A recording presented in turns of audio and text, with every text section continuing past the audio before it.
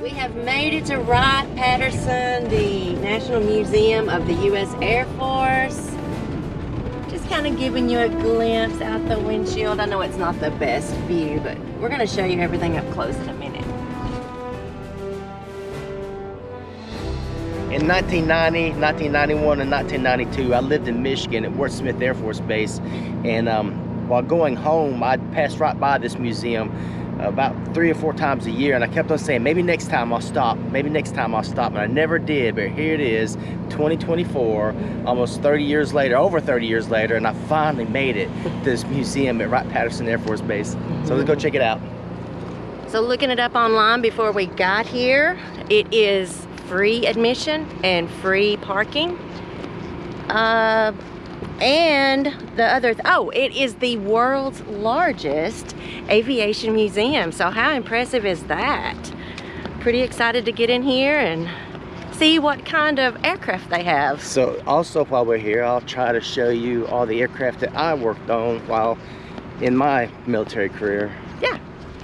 We're almost to the door. We parked way back there.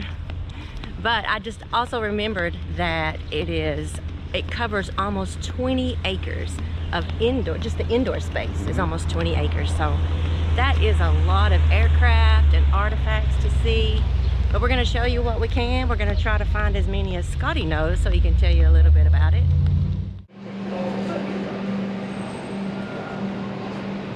All right, this first gallery, this is the World War I gallery up to very beginnings of World War II, the aircraft that was used.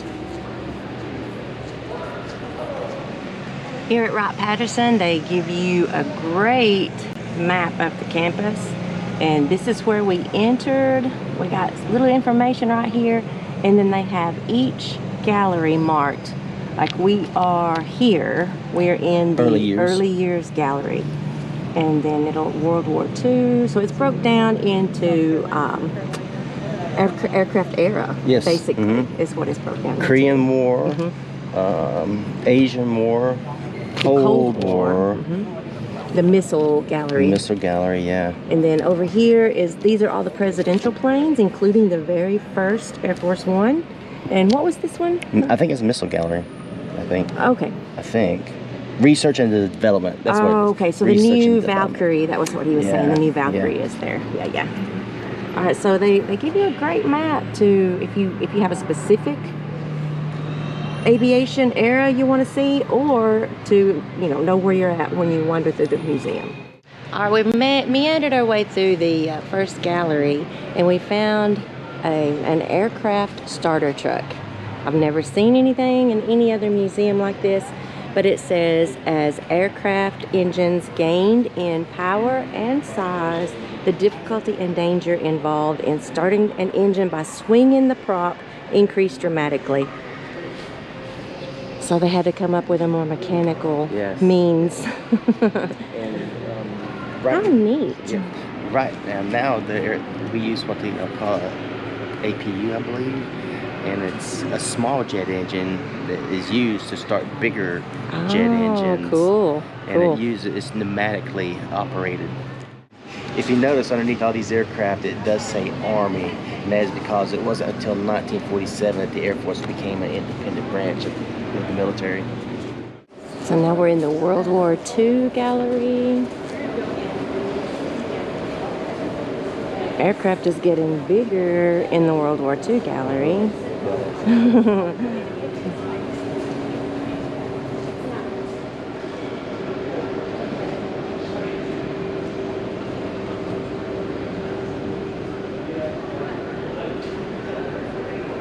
Not only do they have the aircraft here, they also have artifacts from that time period of each gallery. It just tells the complete history of aviation.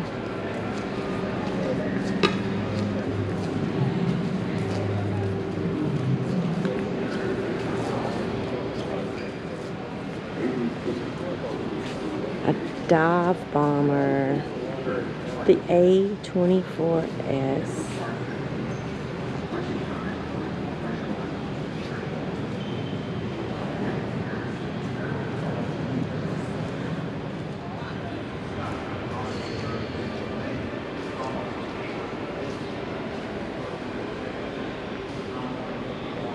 I've heard of the Memphis Belle. I think there's been movies made about the Memphis Belle. Yes.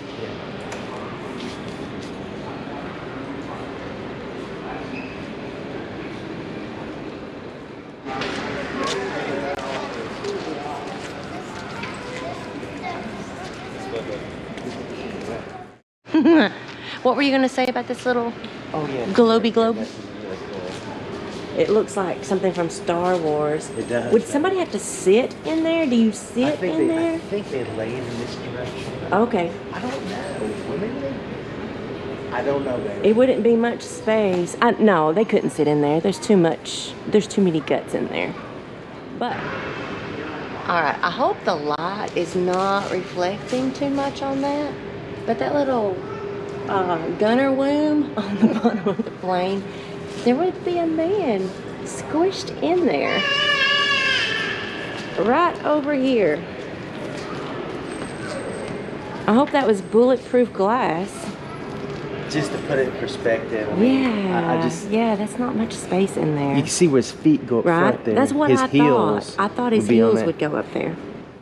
World's first operational jet fighter.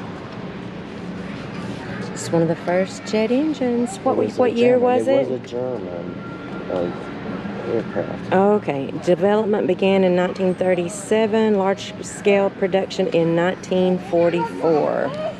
We were way behind jet technology. Yeah. So this is the front of the of the engine, and that's the rear of the engine. And here at the front of the aircraft, at the front of the engine, you have a compressor, and the blades get smaller as you go to the rear, and those smaller blades compress the air more and more and more. Here in this section, you have combustion. The combustion goes past the turbine and turns the turbine. There's a shaft from the turbine up to compressor to turn the compressor so it can get oxygen for the combustion, and you get propulsion from the compression of the air, and it's not from the combustion of the fuel.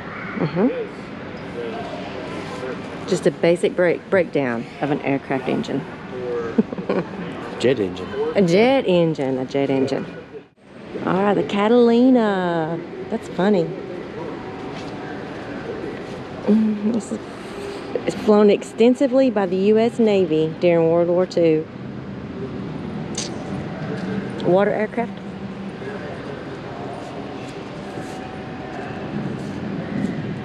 Wow, it's a big plane.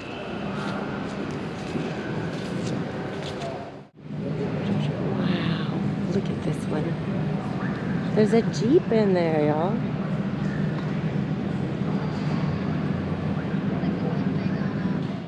Super Fortress named Boxcar is actually here in Dayton at the museum, and this is the actual aircraft that dropped the bomb on Nagasaki. August 9th, 1945. 3 days after the atomic attack against Hiroshima.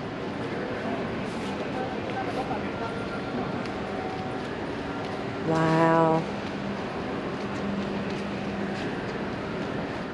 So after World War II, it was very obvious how important air power was to our military, especially with Russia becoming such a superpower.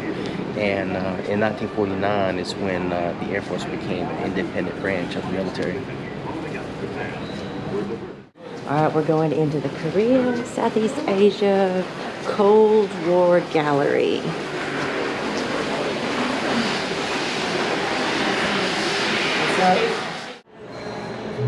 Oh, look at you. You're out of control, you're out of control. Oh, see, it's showing how the propellers are moving and what it's making it do. That's neat. A trick of the tail. The tail prop controls that helicopter. Scotty's not doing a very good job. He's a jet engine mechanic, not a helicopter. We'll make him look at us. All right. There he is. He's looking at us. Well, he was.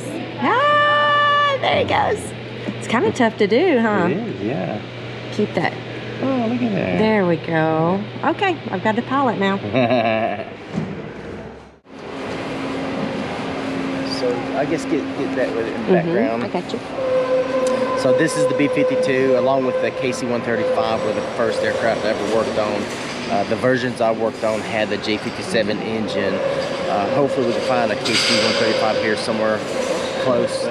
This B-52 had 8 J57 turboprop engines on them. I'm sorry.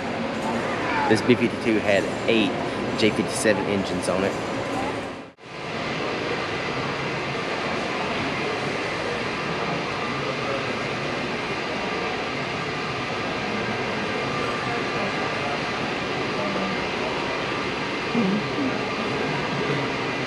B-57B. Wow.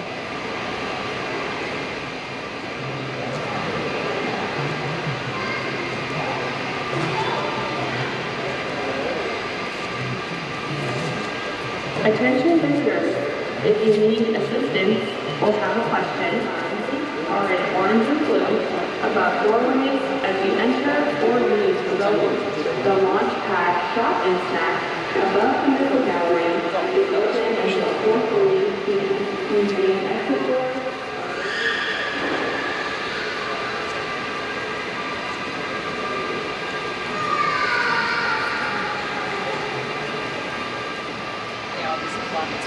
Yes, it opens the wings, go back like they are, and they also move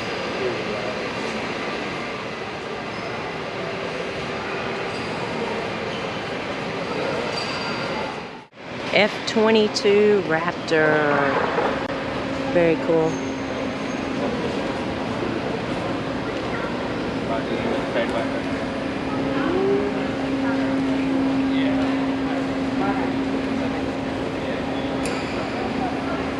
It looks so. So what is this big one? This big one is a B-36. So the Air Force, the newly developed Air Force, needed a long-range bomber, and this is what they came up with. You can see it's got the props on the rear of the wing, but they didn't use it very long because shortly after they built this, the B-52 was developed, and we've been using B-52 ever since, and this one just kind of got done away with. They still have one here. It's got 6 prop engines and 4 jet engines. Wow. So, Took a lot to get this big old bird in the air. On this wing here, you can see 3 props, and down at the end, 2 jets. I mean, we've got probably got half a dozen planes just under the wingspan of this B-36. Wow, that's funny.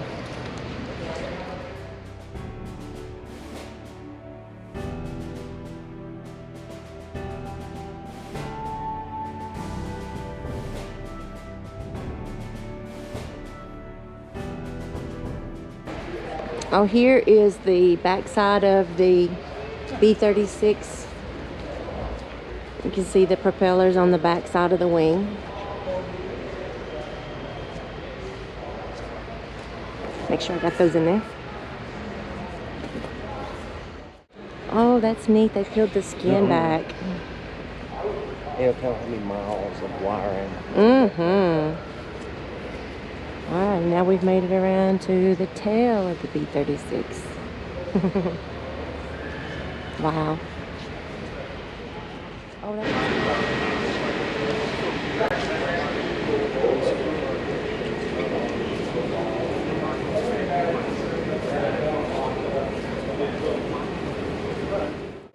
here's your J57.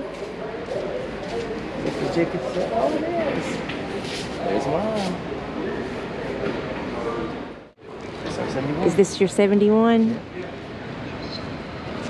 There's one in Nebraska. Omaha, Nebraska. Suspended from the ceiling at the museum there. Air Command Museum. Strategic Air Command Museum in Omaha.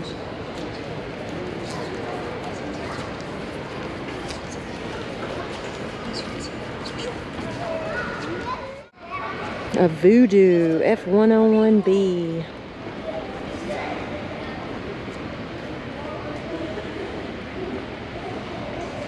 All right, so let's see. C133A, a Douglas C-133A Cargo Master. So it's similar to the C-130, which I worked on, but this is C-133, and I Not sure the I don't know C-133. anything about it. Wow. Military Air Transport Service, C-133. That is pretty awesome. Two big props.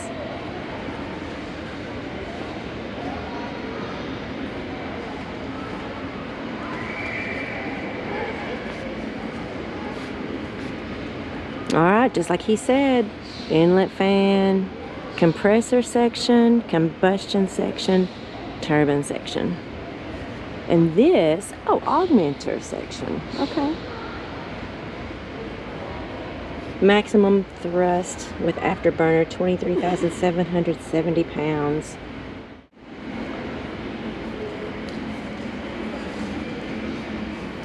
All right, let's go find out what has this propeller on it.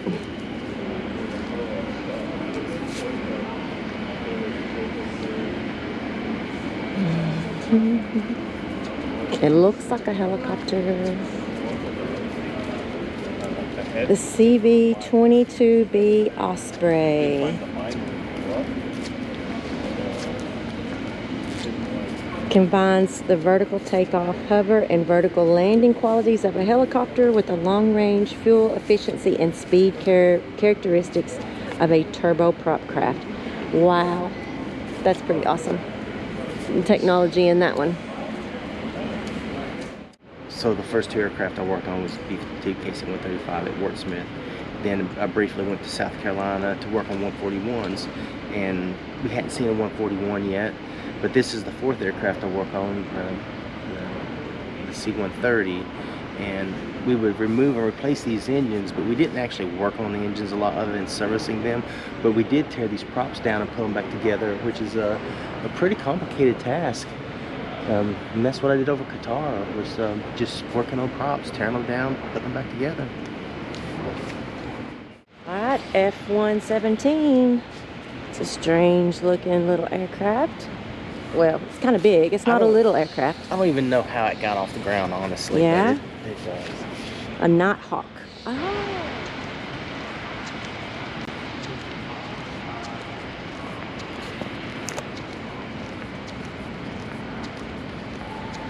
Nose of the C-130. Angel of Death. Oh, the C-130s, the Angels of Death. They do. Oh yeah. They do the spray. Yeah. Wow. Wow, that's cool. If you haven't seen a YouTube video of the Angel of Death, I would recommend to go find one of those. We haven't done one, but I have watched them. We don't have many of these aircraft left, and they've been fighting to hang on to them for several years now. For some reason, they just don't want to give them up. I guess mostly because of heritage. It is pretty. If you can, if it can be pretty. Desert Storm A10 Thunderbolt. It is the first U.S. Air Force aircraft designed specifically for close air support of ground forces.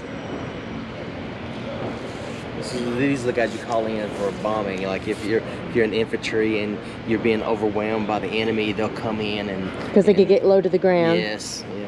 Gotcha. Drop bombs and napalm and Agent Orange and all that stuff. Wow.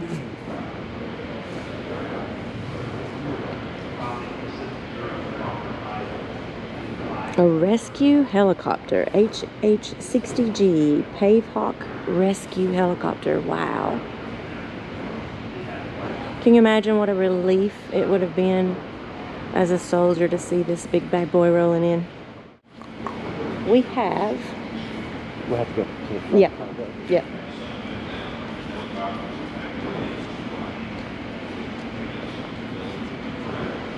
God, look at that thing.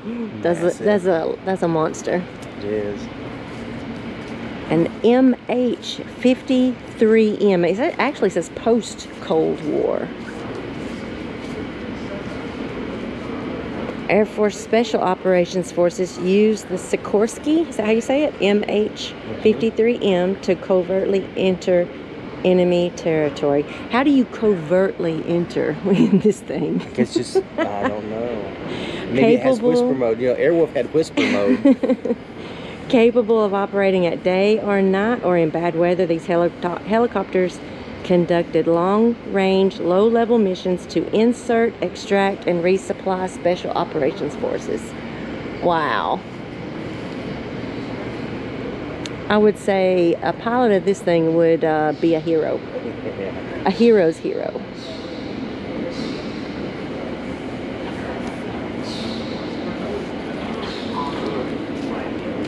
Wow, that is crazy. So these are like the ones they do, F16 Thunderbird.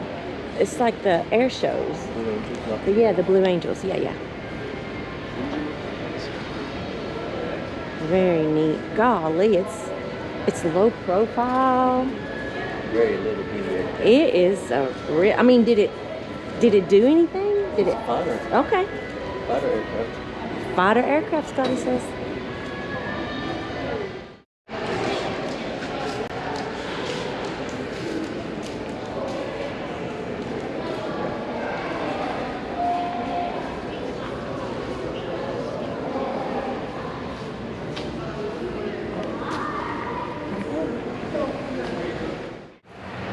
Wow. We'll have to do some research on that. Mach 3 Marvel, conceived in the 1950s as an intercontinental strategic nuclear bomber, the futuristic Valkyrie instead became a unique test aircraft in the 1960s. And then this is Northrop Tacit Blue, built in the early 80s in great secrecy. This revolutionary Tacit Blue aircraft tested advanced radar sensors and new ideas in stealth technology. So it was one of the originals to test stealth technology. Ooh, that's hard to say fast. Pretty neat. All right, let's go get this UFO.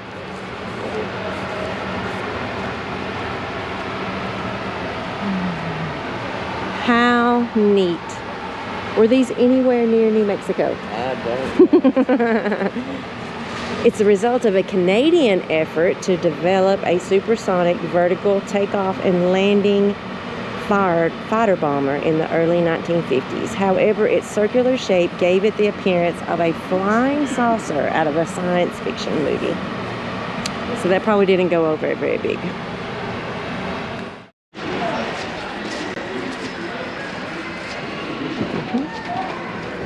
We're going into a space shuttle.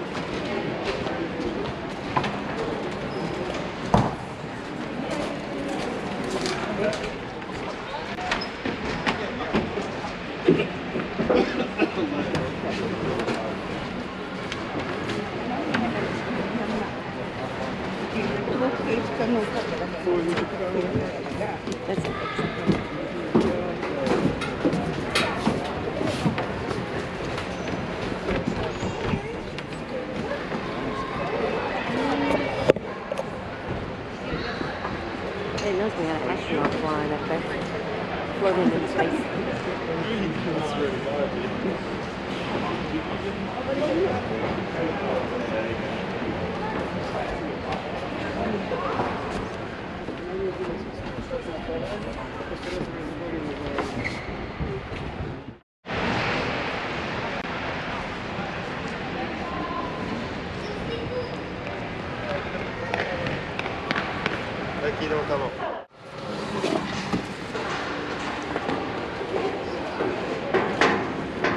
All right, y'all, this is the very first jet aircraft built for presidential use.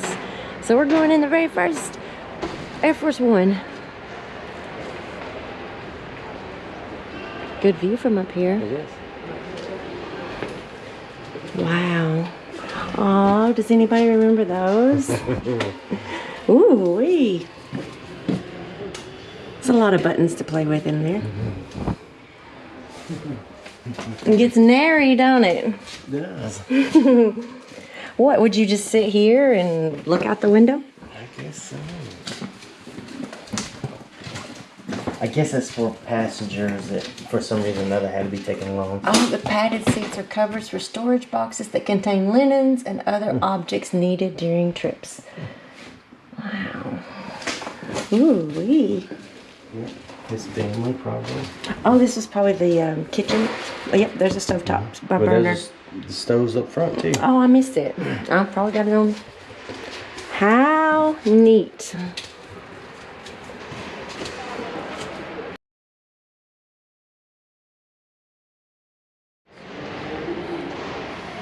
Scotty's give up on me. I don't know why I'm so tired. I'm exhausted. I don't think we explored it as much as I would have liked to have, but maybe we'll do it again next time we're passing through. Yeah, maybe. 30 years down the road. All right, that is going to wrap up I think so. our National Museum of, what is it called? The Air Force Museum at Dayton, Ohio. That is one thing I would recommend if you're gonna spend any amount of time in here. You can bring in bottled water, no sodas, but you can bring in bottled water, and I'd probably put a snack in my pocketbook too.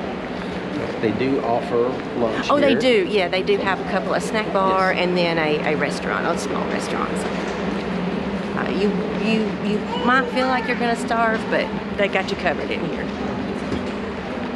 But I have loved this. I've learned to love the aviation museums. And it's kind of a walk down memory lane for Scotty. It is, absolutely. Yeah, especially looking at the jet engines that he worked on and the aircraft that those jet engines go on. All right. Well, we hope you enjoyed walking down memory lane with us. Yeah, and if you're ever in the Dayton area, don't put it off. Don't put it off for 30 years. Stop by the Aviation Museum and check it out. It's free. It's free, and it's really interesting. It is, you know, very. It's really interesting. So. We appreciate you watching our video to the end. It helps our channel out a lot. Yep. If you've enjoyed the video, found a little value in the video, give us a thumbs up and go find that subscribe button so we can take you along on the next adventure.